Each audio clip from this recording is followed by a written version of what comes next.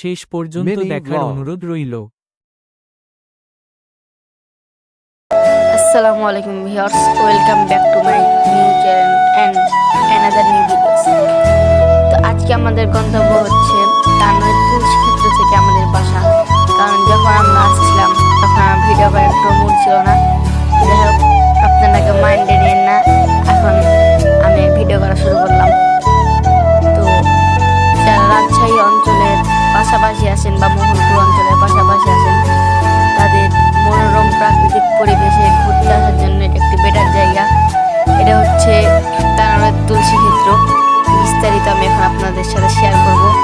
আর আমাদের পেজটিকে ফলো করে আমাদের পাশে থাকুন এবং লাইক করে দিন, আমাদেরকে সাপোর্ট করবেন বেশি বেশি, যেহেতু এটা নতুন চ্যানেল।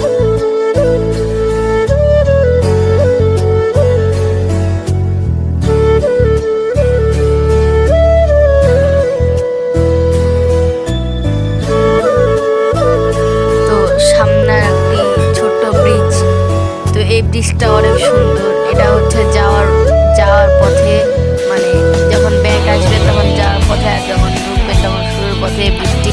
আর আপনারা শুরুতে গ্রাম বাংলার দৃশ্য দেখে আপনার চোখে মনোরম পরিবেশ, এই দৃশ্যটি আমার কাছে খুব ভালো লেগেছে, সেজন্য আপনাদের সাথে শেয়ার করলাম। আপনারা চাইলে খুব সহজে এখানে আসতে পারবেন। আমার বাসা থেকে এটা হচ্ছে 6.5 কিলোর মতন। আর এটা আমরা ঈদের দিন আমি আমার পরিবার, মা বাবা সহ 14 গোষ্ঠী সহ এখানে বেড়াতে গেছিলাম। যে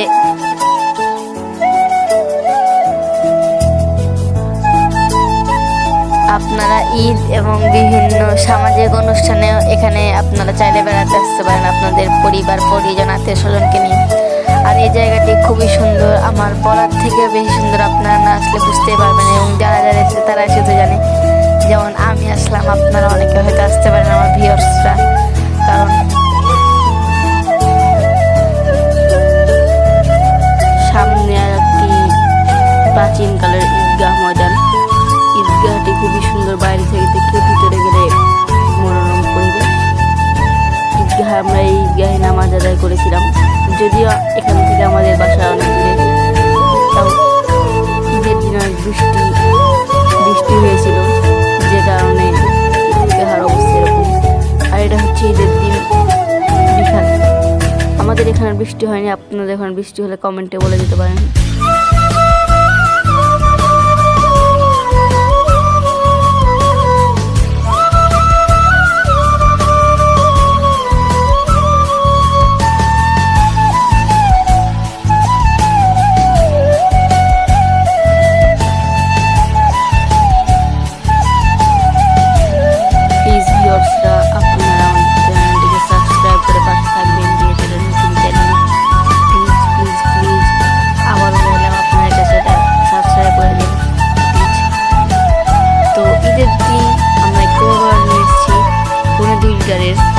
আর এর সাথে আমরা গ্লাস পেয়েছি।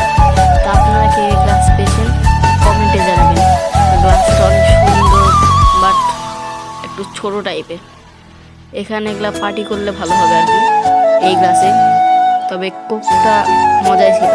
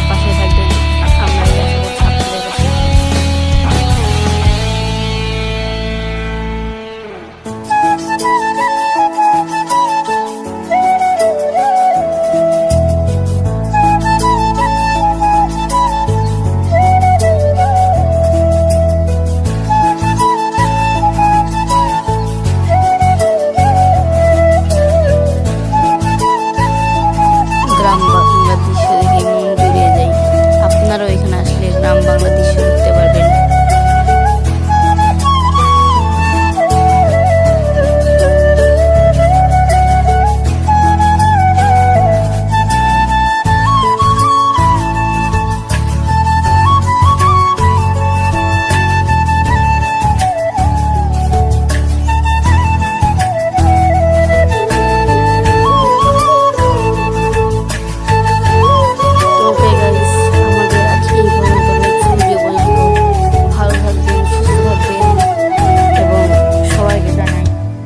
আসসালামু আলাইকুম।